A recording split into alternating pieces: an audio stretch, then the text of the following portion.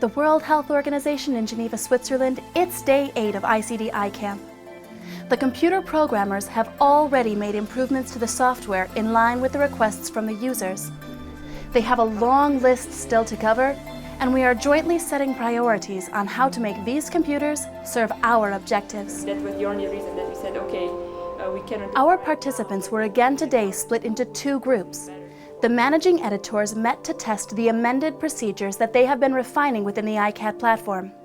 Second time around, they were much more familiar with the system and were able to make suggestions for further refinements, such as methods to deal with conflict resolution when there are multiple ideas for a single parameter. Meanwhile, upstairs, our classification experts were dealing with volumes 2 and 3 of the ICD.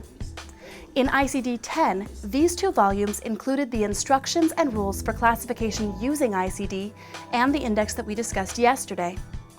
Both the rules manual and the index must be incorporated within or linked to the ICD 11 electronic platform. When ICD was developed, there was no mention of other classification, particularly taking care of disability.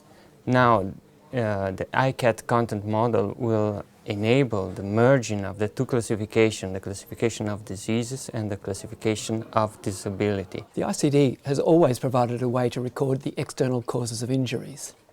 These are the objects, events and so on that lead to injuries.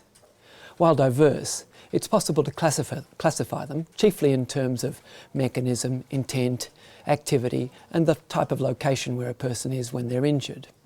The 6th edition provided the basis for the way that the ICD still records external causes of injuries. While good, it's not perfect, and the limitations of this prompted the development of a new WHO International Classification of External Causes of Injuries.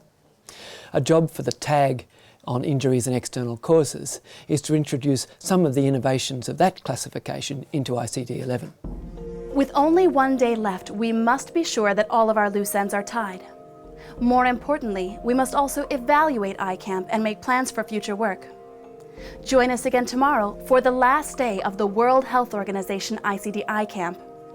If you would like to join this process, you can find us under WHO ICD 11 Revision on YouTube, Twitter, and Facebook